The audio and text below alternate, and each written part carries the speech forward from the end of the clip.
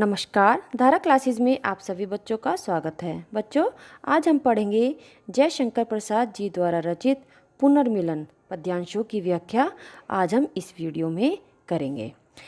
तो इसको पद्यांशों को पढ़ने से पहले मैं आपको इसके विषय में थोड़ा सा बता देती हूँ कि जो ये पुनर्मिलन नामक शीर्षक है ये कहाँ से लिया गया है।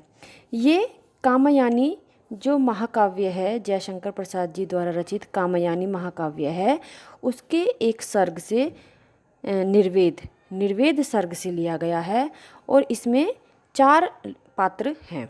4 पात्र जो हम ये व्याख्या पढ़ रहे हैं, इन व्याख्याओं में 4 पात्र हमें दिखाई दे रहे हैं।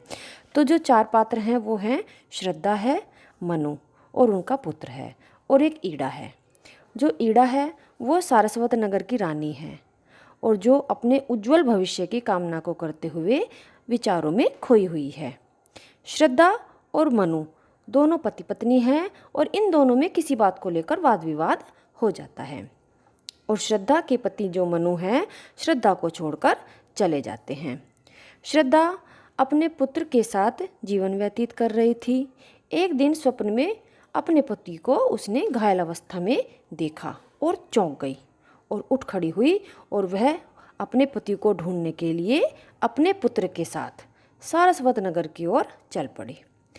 उसी विषय में जयशंकर प्रसाद जी ने यहाँ बहुत ही सुंदर वर्णन किया है। तो आइए शुरू करते हैं। चौंक उठी अपने विचार से कुछ दूरागत ध्वनि सुनती। प्रसाद जी कहते हैं कि जो ईड़ा है वो सारस्वत नगर की रानी है, अपने विचारों में खोई हुई थी। तभी उसे दूर से आती हुई आवाज़ सुनाई देती है। दूरागत माने दूर से, ध्वनि माने आवाज़, और सुनती माने सुनाई दी। जिस आवाज़ को सुनकर वह चौंक उठी। जो रानी थी वो अपने विचारों में खोई हुई थी और दूरागत ध्वनि सुनती, और वह दूर से एक आती हुई ध्वनि को सुनती है और चौंक उठती है। इस निस्तब्ध निशा में कोई चली आ रही है कहती। उसने सुना कि इस निस्तब्ध माने शांत और निशा माने रात में, इस निस्तब्ध शांत रात में कोई चली आ रही यानी कि कोई स्त्री कहती हुई चली आ रही है कि अरे बता दो मुझे दया कर, कहाँ प्रवासी है मेरा। जो स्त्री आ रही थी वो क्या कह रही थी कि कोई मुझ पर दया करके, कोई मुझे तो मेरे प्रवासी यानी मेरे पति के बारे में मुझे बता दे, वह कहाँ है। उसी बावले से मिलने को डाल रही हूँ मैं फेरा। मैं उस बावले से मिलने के लिए यहाँ वहाँ भटक रही हूँ। फेरा माने भटक रही हूँ, यानी कि मैं उसको ढूंढने के लिए इधर उधर भटक रही हूँ। पद्यांश नंबर 2। रूठ गया था अपनेपन से, अपना सकीना उसको मैं रूठ गया था। श्रद्धा कहती है कि मेरा प्रियतम मनु मुझसे रूठ गया था। ऐसा लगता है कि वह अपनेपन से ही रूठ गया था। अपना सकीना उसको मैं, मुझे तो ऐसा लग रहा है कि वह अपने आप ही मान जाएगा, परंतु वह मुझे छोड़कर न जाने कहाँ चला गया। मैं उसे मना भी न सकी। अपना सकीन उसको मैं, मुझे तो ऐसा लग रहा था कि वह अपने आप ही मान जाएगा, परंतु वह मुझे छोड़कर न जाने कहाँ चला गया। यही भूल अब शूल सदृश हो, साल रही उर में मेरे। यही भूल अब मेरे, उर माने होता है हृदय में कांटे की भांति चुभ रही है। अर्थात श्रद्धा अब स्वयं पश्चाताप कर रही है कि यदि मैंने मनु को मना लिया होता तो वह मुझे छोड़कर नहीं जाता। बस यही शूल के समान अब मेरे उर यानी कि मेरे हृदय में चुभ रही है। साल माने चुभना। कैसे पाऊंगी उसको मैं, कोई आकर कह दे रे। अब मैं उसको कैसे ढूंढूं, कोई मुझे उनके बारे में आकर कुछ बता दे। ईड़ा उठी दिख पड़ा राजपथ, धुंधली सी छाया चलती। प्रसाद जी कहते हैं कि श्रद्धा की वेदना भरी आवाज़ को सुनकर ईड़ा चौंक कर उठ खड़ी होती है। ईड़ा को राजपथ पर किसी स्त्री की धुंधली सी छाया चलती, किसी की धुंधली सी छाया चलती प्रतीत होती है। वाणी में थी करुण वेदना, वह पुकार जैसी जलती। जिसकी वाणी में करुण वेदना है, वह पुकार विरह के ताप में जलती हुई सी प्रतीत हो रही है। शिथिल शरीर वसन विशृंखल, कबरी अधिक अधीर खुली। श्रद्धा का शरीर अपने प्रियतम की खोज में दुर्बल हो गया था और उसके वस्त्र भी अस्त व्यस्त हैं। उसकी वेणी खुल गई है। कबरी अधिक अधीर खुली, कबरी कबरी माने होता है चोटी, वेणी खुल गई थी। छिन्न पत्र मकरंद लुटी सी, जो मुरझाई हुई कली। और वह टूटे पत्तों की भांति बिखर गई है। छिन्न पत्र मकरंद लुटी सी, तो इसका मतलब है कि वह छिन्न पत्र यानी टूटे हुए पत्तों की भांति लुटी हुई सी यानी कि बिखर गई है। ज्यों मुरझाई हुई कली, मानो फूल से उसका पराग छिन गया हो। श्रद्धा की स्थिति ऐसी हो गई थी जैसे कोई कली पूर्णतः मुरझा गई हो। नव कोमल अवलंब साथ में, वह किशोर उंगली पकड़े। ईड़ा ने उस स्त्री को देखा और उसके साथ एक सुंदर कोमल बालक भी था, जो उस स्त्री की उंगली पकड़कर उसके साथ साथ चल रहा था। चला आ रहा मौन धैर्य सा, अपनी माता को जकड़े। वह बालक शांत, मौन माने शांत, और धैर्य की मूर्ति सा प्रकट हो रहा था। वह बालक अपनी माँ का एकमात्र सहारा था और धैर्य की मूर्ति के समान प्रतीत हो रहा था और अपनी माँ को कसकर पकड़े हुए धीरे धीरे चल रहा था। थके हुए थे दुखी बटोही, वे दोनों ही माँ बेटे। प्रसाद जी कहते हैं कि जब ईड़ा ने देखा, उन दोनों को देखा, तो वह अत्यंत थके हारे और दुखी लग रहे थे। खोज रहे थे भूले मनु को, जो घायल हो कर लेटे। जयशंकर प्रसाद जी कहते हैं कि वे दोनों माँ और बेटे मार्ग को भूलकर मनु को ढूंढ रहे थे और ईड़ा के महल में वो घायल अवस्था में लेटा हुआ था। ईड़ा आज कुछ द्रवित हो रही, दुखियों को देखा उसने। ईड़ा आज कुछ द्रवित हो रही, दुखियों को देखा उसने। प्रसाद जी कहते हैं कि ईड़ा आज अत्यंत द्रवित माने दुखी है। उसने माँ और पुत्र की इस वेदना को अपनी आंखों से देखा है। पहुंची पास और फिर पूछा, तुमको बिसराया किसने। ईड़ा उनके दुख और व्यथा को देखकर उनके समीप जाकर उनसे पूछती है कि तुम्हें किसने भुला दिया है। रजनी में कहाँ भटकती जाओगी तुम, बोलो तो।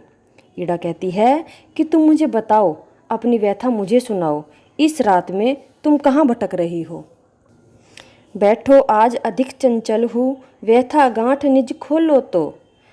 तुम मुझे अपने दुख का कारण बताओ, हो सकता है मैं तुम्हारा कष्ट दूर करने में तुम्हारी सहायता कर सकूं।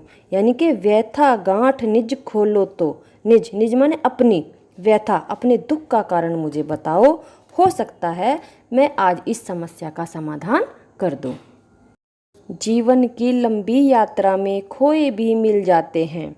प्रसाद जी कहते हैं कि ईड़ा श्रद्धा को सांत्वना देती हुई कहती है कि जीवन की लंबी यात्रा में कुछ साथी हमसे छूट जाते हैं और खोए भी मिल जाते हैं और ढूंढने पर वे हमें पुनः मिल जाते हैं।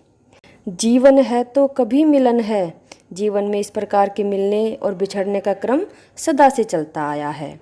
कट जाती है दुख की रातें, यदि जीवन शेष है तो मिलन भी अवश्य होगा, चिंता मत करो। ऐसा ईड़ा श्रद्धा को सांत्वना देती है। श्रद्धा रुकी कुमार श्रांत है, मिलता है विश्राम यहीं। प्रसाद जी कहते हैं कि ईड़ा की बातों को सुनकर श्रद्धा को सांत्वना मिलती है। उसका पुत्र भी थक गया था और उसने सोचा थोड़ा विश्राम यहीं कर लेना चाहिए। कि जैसे ईड़ा की बातों को सुनकर श्रद्धा कहती है कि ऐसा लगता है कि अब हमें यहीं विश्राम कर लेना चाहिए। चली ईड़ा के साथ जहाँ पर वहीन शिखा प्रज्वलित रही, इसलिए वह ईड़ा के साथ उस स्थान की ओर चल दी जहाँ पर आग जल रही थी। सहसा धधकती वेदी ज्वाला मंडप आलोकित करती। प्रसाद जी कहते हैं कि अचानक यज्ञ वेदी में अग्नि धधक उठी और पूरा मंडप प्रकाश से भर गया। कामयनी देख पाई कुछ, पहुंची इस तक डग भरती। श्रद्धा ने वहाँ कुछ देखा और वह उस ओर बढ़ गई। और वही मनु घायल सचमुच, तो क्या सच्चा स्वप्न रहा? पास जाकर उसने मनु को घायल अवस्था में पड़ा पाया। सोचने लगी कि मेरा स्वप्न सच सिद्ध हो गया। आह प्राण प्रिय, यह क्या तुम यूं? आह प्राण प्रिय, यह क्या हो गया? तुम ऐसी दशा में क्यों हो? यह क्या, यानी कि श्रद्धा बोल रही है अपने पति मनु को जब घायल अवस्था में देखा तो वह कहती है यह क्या हो गया? तुम यूं यानी कि तुम ऐसी दशा में क्यों? आशय यह है कि तुम इस प्रकार घायल अवस्था में कैसे पड़े हो, घायल होकर कैसे पड़े हुए हो। धुला हृदय बनी नीर बहा, और यह कहते कहते उसका हृदय द्रवित हो गया और आंखों से नीर बहा यानी कि आंसू बहने लगे। ईड़ा चकित श्रद्धा आ बैठी, वह थी मनु को सहलाती। प्रसाद जी कहते हैं कि श्रद्धा और मनु के प्रेम को देखकर ईड़ा चकित हो उठी। श्रद्धा मनु के पास बैठकर उसको सहलाने लगी। अनुलेपन सा मधुर स्पर्श था। अनुलेपन, अनुलेपन माने होता है मरहम के समान सा। मधुर स्पर्श था। स्पर्श किसका था? श्रद्धा का। व्यथा भला क्यों रह जाती? व्यथा यानी कि दुख, दुख भला क्यों रहता? यह जो स्पर्श था वह मनु को मरहम के समान लगा। उस मूर्छित नीरवता में कुछ हल्के से स्वप्नंदन आए। श्रद्धा के स्पर्श ने मरहम का काम किया और मूर्छित पड़े मनु के शरीर से हल्की सी कंपन उत्पन्न हुई। स्वप्नंदन, स्वप्नंदन माने होता है कंपन। आए, आए यानी कि उत्पन्न हुई। आंखें खुली चार कोनों में चार बिंदु आकर छाए। मनु के अचेत शरीर में चेतना लौटने लगी। मूर्छा दूर हुई यानी कि बेहोशी दूर हुई और मनु ने अपनी आंखें खोली। उसने श्रद्धा को देखा और उसकी आंखें पश्चाताप के आंसुओं से बहने लगी। किसकी आंखें बहने लगी? मनु की, क्योंकि वो मनु श्रद्धा को छोड़कर चला आया था और उसको ढूंढने के लिए वो इधर उधर भटक रही थी और उसकी चोटी खुली हुई थी। उसकी हालत एक मुरझाए हुए फूल के समान थी। जब मनु देखता है तो वह बहुत ही पश्चाताप करता है। देख उधर कुमार देखता ऊंचे मंदिर मंडप वेदी को। प्रसाद जी कहते हैं कि इस समय उनका पुत्र वहीं बने ऊंचे ऊंचे मंदिरों, मंडपों एवं यज्ञ वेदी को देख रहा था। यह सब क्या है नया मनोहर, कैसी यह लगते जी को। वह सोचने लगा कि यह सब कितना मोहक और कितना सुंदर है। मनोहर, मनोहर माने क्या होता है? सुंदर, मोहक है, सुंदर है। यह कैसे लगते जी को, यह मेरे मन को आकर्षित कर रहे हैं। माँ ने कहा, अरे आ तू भी देख, पिता हैं पड़े हुए। मनु के चेतन होने पर श्रद्धा अपने पुत्र को पुकार कर कहती है कि तू भी आकर अपने पिता को देख ले। देख, ये भूमि पर लेटे हुए हैं।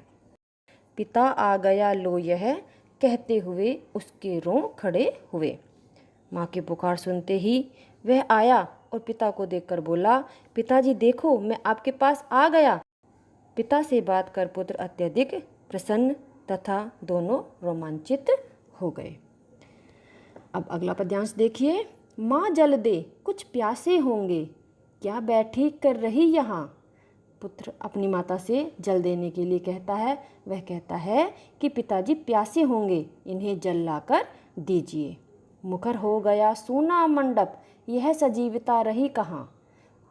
बालक की मधुर आवाज़ को सुनकर सारा मंडप मुखर, मुखर माने झनकार युक्त हो गया। वहाँ की नीरवता भंग हो गई, यानी कि जो शांति थी वो भंग हो गई और सजीवता छा गई। आत्मीयता धुली उस घर में, छोटा सा परिवार बना। आत्मीयता, आत्मीयता माने होता है अपनापन, जो वहाँ पहले नहीं थी।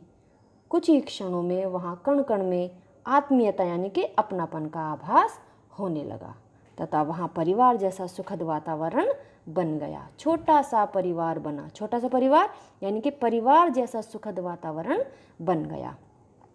छाया एक मधुर स्वर उस पर, श्रद्धा का संगीत बना।